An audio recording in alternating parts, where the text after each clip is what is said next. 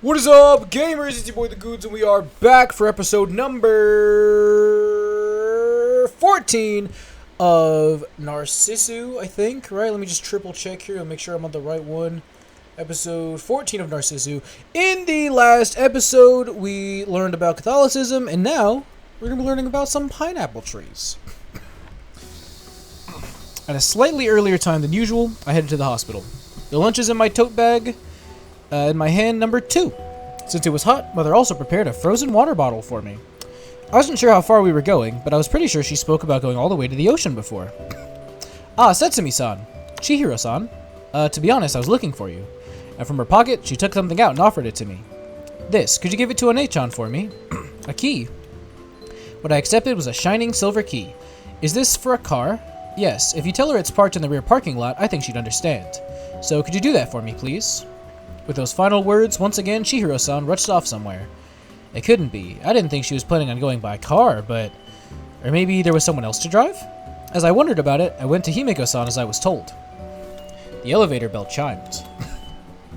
Peeking into the lounge and seeing she wasn't there, I headed to the hospital room. After knocking, I opened the door. Good morning, you're early today. That's what I was told to do.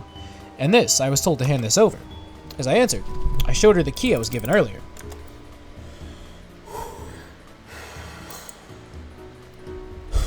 Thanks! So shall we go? As if it were perfectly natural, Himeka-san took the key. Was she really planning on going by car? We came to the parking lot. Since it was just the time in the morning when outpatients came in, the area near the entrance was packed with cars. And then, walking a little while in the parking lot, as we came to the farthest part, there it is. It's been a while. She stopped in front of one car, a red-colored open-top. However, that car, as far as I could see, was made for 2. At that point, the theory there was some other driver vanished. So, it's a good car, isn't it? Never mind that. Is it okay to drive? Legally, sure. It wasn't what I meant, though. It's dangerous. If we crash, yeah? Oh, it'll be fine. I know already, okay? Even like this, I'm telling you, I know about my own body more than anyone else. Even if you say that, I don't know how much trust I can put in it. Look, even I wouldn't drive if I thought it'd be really dangerous. Really? Yes, the roads aren't just me driving by myself after all. The car door slammed shut. After saying that, Himeko-san quickly got into the car. So what are you going to do? There's an empty seat on one side here. Alright already.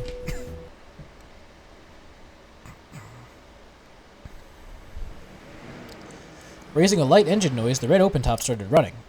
Moving from the usual familiar streets past the neighborhood supermarket I occasionally went to. Passing 3 intersections, in moments we suddenly went onto a large road. But I wondered just where in the world was she planning on going? Before, she said it was about 2 hours by train, so I think it'd be quite a distance, but... As I thought that, I sat next to her and stared at the view. Wah! Ah, sorry, did I jolt you? A bit. Hey, wah! Bear with me a bit, okay? It's been a long time since I've driven, so just until I get my sense back. Before it came to that, I thought her driving felt rough. In reality, she probably wasn't going that fast, but maybe because there was no roof, even the slightest swerve was extremely scary. Say, a bit slower. The tires squealed. Did you say something? Nothing. I decided to quietly grip the seatbelt tight. My hair was going to be a disaster from the wind, but I'll live with that. Already, the sight of me desperately gripping the seatbelt with both hands must have been a bit ridiculous looking. Huh? Setsumi, what are you doing? Don't worry about me. Around when, if you looked around, the scenery was changing from being a city to a beautiful green. And Himeko-san had finally regained her driving sense. Or maybe I was the one who had gotten used to that driving. In either case, it got to a point where we could calmly talk. So, open tops aren't bad, are they? The wind feels good. Yeah, this feeling of being one with nature is great, right? Certainly, I didn't think so in the city, but here in the middle of this natural place, it felt very liberating and nice. Even as we spoke about this, cars driving in the next lane were constantly passing us. At first, I thought Himeko-san's driving was scary, but it seemed she was driving really safely. This is what sort of car? Oh, you're interested in cars? Not particularly, it's not that, but... There wasn't any deep meaning behind the question, just for no real reason I wanted to know. The Unos, a roadster. Is it an amazing car? Nothing to be surprised about. Just that I like it. It doesn't have air conditioning or a navigation system. An old car. And then, Himeko-san taught me many things about the car. How it was the first generation NA model, what the power weight ratio was. She continued talking about, as best she could, about technical things. Hey, an AE86 just passed us. Often known as a Toyota Corolla, who haven't been exposed to the initial D-Series. As she spoke, she pointed at one car passing in the next lane. Getting passed by that, it somehow makes you angry, doesn't it? And then Himiko-san continued about midship layouts and rotary engines, always passionately talking about these mysterious things. Le Mans, that was some kind of desert, I think. Or dessert, I didn't see how many S's there were. Of course, for me, I had no clue what they were. But Himiko-san really loved cars, and that made itself even more clear to me. But it's strange. What is? It's running better than I thought I would, considering that for a long time it had been untouched, you see? The roadster continued on, its red hood reflecting the summer sky as it ran. And if you looked up, the sun that had been behind us was coming right overhead. We passed through the long, long mountain road, and then before our eyes spread the sea. Well, isn't that a great view? A shoreline that continued endlessly, summer sunlight that sparkled and reflected off the emerald waves. Far away swaying pine groves, distant voices of seagulls, and then what could be seen alongside of the roads were many phoenix palms. Himiko-san said they were something like pineapple trees, as she had mentioned before. Each and every one of them was big. This is our destination? Yeah, in a few moments, there's a spot I've been to a few times before where there's a place we can stop.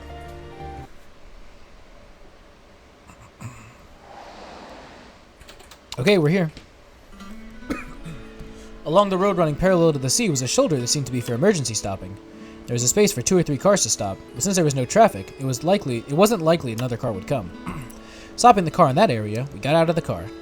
Hey, what canned juice do you want? Lemon tea. Roger, just wait a bit. Here you go.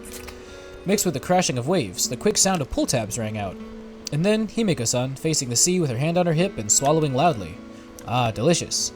As if coming out of the bath and drinking a milk. She gulped down the orange juice in one go. Who does that? And for no real reason, I also put my hand on my hip and tried gulping down the lemon tea in one go. Then we walked towards the sea spread out before our eyes. This is a beautiful place, isn't it? Yes, it's a spot I kinda like, I suppose. You came here often before? Not really, but once in a while. Well, originally I came across it by chance anyway. By chance? Well, you see, the car's got no navigation system, right? So the first time, I just drove around and got here. As she answered, Himiko-san's face was a little different than usual. It was somehow lonely, somehow nostalgic, a complicated kind of face. Alright, instead of that, we had a goal, right? Just as what she said registered, she began rummaging through the trunk of the car.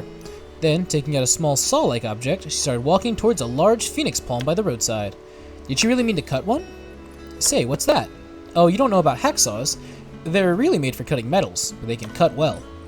I didn't mean that. What do you plan on doing? Obviously cutting, just a little 5cm worth.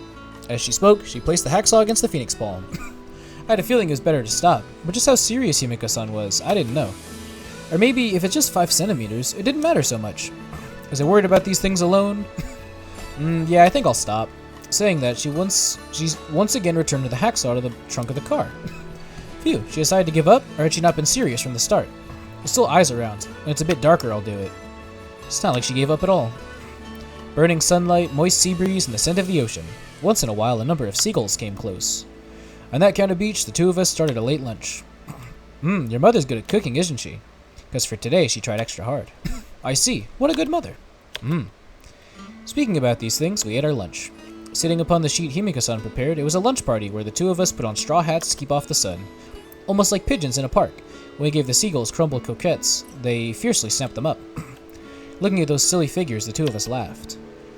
This feeling, how long has it been, I wonder? I couldn't help but think about that.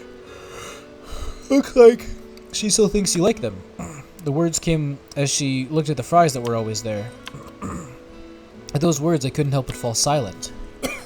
She had said it wasn't kindness. In other words, it probably meant that if I don't like them, then there was kindness in saying so. Even I understood that.